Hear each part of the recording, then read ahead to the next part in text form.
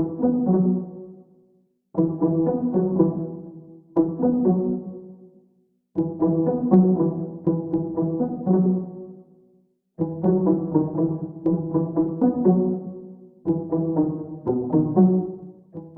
mafanafana foana mantsy ity resaka base Toliara ity amin'izao fotoana izao ary no ampangainy filohany Rmdm fa fanabadona nivoaka ny Toliara ny filazana fa Hampandroso io fotodrafitrasa ataony base Toliara io. Ka ny pitsopitsony mahakasika an'izay ny fakafakena amintsika atao anatin'ity vidéo ity ka manasantsika rehetra anaraka an'ity vidéo ity hatramin'ny farany. Azadino ny milaiky ny vidéo antsika ary tsara voatrany ny miabone amin'ny chaîne antsika mba ahafahanareo manaraka tsy tabaka ny vidéo zay lefa nahito isan'andro. Tsy ampendrela moa isika fa avy hatrany tonga de vavany ndao ary.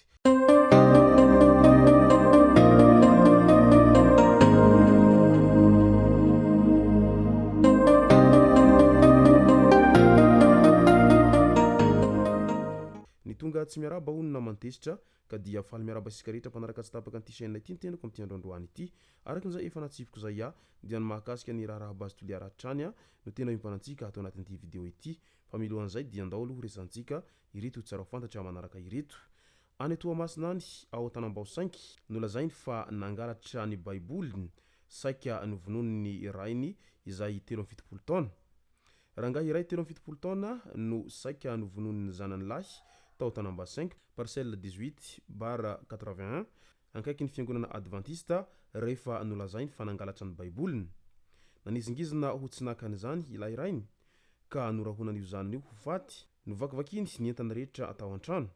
Raha ny fantatra dia matetika rahonany amin'ny resaka fizarana lova ity rainy ity mikendry ny handova an'ity farany izay mbola velona izy nefa efa nomena lova avy amin'ny reniny izay tsy mety mahafapo azy. Voatery mitsoka sy miafina any amin'olom-pantatra ilay rangahy matetika noho nio herisetra izay mahazo lava azy ao an-tokantranon'izy ireo io. Mbola ao anatin'izay resaka tsy fanipalema natany Toamasina zay hatrany tsato kanto 30 izay nahazo any Chantal Bianca tratra teny mpitatafika ilay sakezany teo aloha izay nahavanondoza. Raha ny fantatra mantsy dia nitsoka avy tany Toamasina ny volana aprily lasa teo ity sakezany ity rehefa namoahana filazana fikarohana ary efa nientina any Toamasina ny lehilahy taorian'izay faratrarana azy zay raha ny voalaza hatrany. Efa manaraka fitsaboana kosa i Chantal Bianca taoriany ratra izay nahazo azy tamin'ny alalan'izay tsatokantsy 30 be izao. Tena ratsy ny tany amin'izao fotoana izao ary na io sakezanao io aza dia mety hamono hahafaty anao ao anatin'izay resaka hatezerana sy ny hasarotam-piaro izay. Loza mifamoivoizana indray izay nitrangana loza mifamoivoizana teny amin'ny lalam-pirenena fahefatriny alohan'ny hidirana ny ankazobe raha avy any Mahajanga. Raha ny fantatra dia tratrin'ny torimaso ny mpamily no antony nahatonga an'izao loza izao. Tsy nisy kosa ny ainana fohy fa nahitana mpandeha naratra kosa ny tao anatin'ity fiara ity. Soa ihany fa tsy nivadika ilay fiara fa latsaka tao anatin'ny kanalina fotsiny. Fa raha nivadika teo angambany ity fiara ity asa izay mety nitranga tao anatin'izay loza mifamoivoizana izay. Ka ry mpamily na dia mafitakinina ny fanenjehana an'izay versement izay ary na dia mafitakinina ny fitiavana vola dia mba tsinjovy ihany ireo mpandeha ary mahaiza mipetraka sy mba makamakaina rehefa mahatsapa fa raiky tory izay fa mety noho izay tsy fampinitory izay no mahatonga an'ity mpamily ity no raiky tory tahaka an'izao eny an-dalana eny. Andao amin'izay ho resantsika ny faneho ankehitrin'ireo avy ao anatin'ny antoko Rmdm mahakasika an'io tetikasa base Toliara io.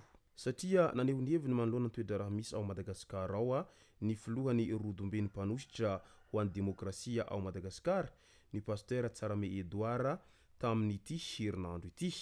Natao hamaly ny filany faritra sy ny hetetan'ny vahoaka ao Madagasikara no antony anaovana filan-kevitry ny minisitra saingy mifanohitra amin'izany ny zava-misy ho isatrany. Ho an'ny Toliara manokana ny fampijanonana ny fitrandrahana faso mainty izay ataon'ny base Toliara no vaindondra rahanimponina saingy ny fanaovana forcing amin'ny fampandehanana amin'io fitrandrahana faso mainty io no tena antondian'ny filoham-pirenena sy ireo rehetra niaraka taminy tany Toliara tany. No amafisina hatrany fa fanabadona ny vahoaka ny Toliara ny filazana fa Hampandroso io fitrandrahana ataon'ny base Toliara io. Efa maro izy ny fitrandrahana izay misy teto amin'ny tany sy ny firenena ny KMM Ambatovy sy ny sisa saingy isika ny firenena mahantra indrindra eto ambonin'ny tany asa na fandrosoana makaiza no tadiavina amin'izany rehetra izany.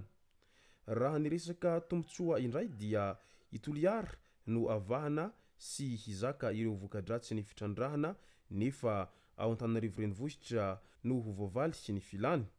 Ny mpitondra no hahazo tombony betsaka amin'izany rehetra izany araky ny nambarany hatrany. Manao antsoavy izy ny hampijanonana tsy misy atakandro anio fitrandrahana fasimainty io ary nanamafy ny hijoro hatramin'ny farany amin'ny fanoherana izany ny tenany. Notsindriny ihany koa ny fitrandrahana hoe Madagasikara tsy maintsy mandroso nefa renivohitra aza mijaly rano sy ny jiro. Manjaka ireo tsy fanarahan-dalàna izay navohitra ny Colonel Patrika ireny nefa samy mijery fotsiny ny rehetra. Manainga ireo mpitsara, ny bianco, ny mpitandro filaminana, ny olona rehetra tonga saina ny tenany mba samy handray ny anjara izay tandrify azy avy hanavitra ny firenena. Nokaroa ny mpitandro filaminana ho samborana tany Toliara moa ny tenany andro vitsy lasa izay raha ny filazany hatrany. Araka izany dia tsy mangasitraka anio fisokafany tetikasa base Toliara io ity filohany antoko Rmdm ity amin'izao ankehitriny izao ary mitsipaka marindrano an'izay ho firosona amin'izay hoe tetikasa base Toliara izay natao any Toliara izay moa ny tenany amin'izao fotoana izao ary araky ny fantatra izay moa dia ho ampangainy fa tsy Hampandroso mihitsiny io fisokafany io base Toliara io fa mety hitranga toy ny efa nitranga teo aloha ihany no zavatra ho ateraka io tetikasa base Toliara io satria efa samy niarahana hita daholy ireny nataony KMM sy ny Ambatovy ireny asa raha tena nitondra fampandrosona be ho an'ny faritra izay nanaovana azy ireny ireo tetikasa rehetra izay efa nisy teo aloha ireo asa raha tsia io ny fantanina izay mipetraka amin'ny besiny maro amin'izao fotoana izao manoloana an'izay hoe tetikasa izay misokatra etsy efa hatramin'izay ka mandraky teny androany ity.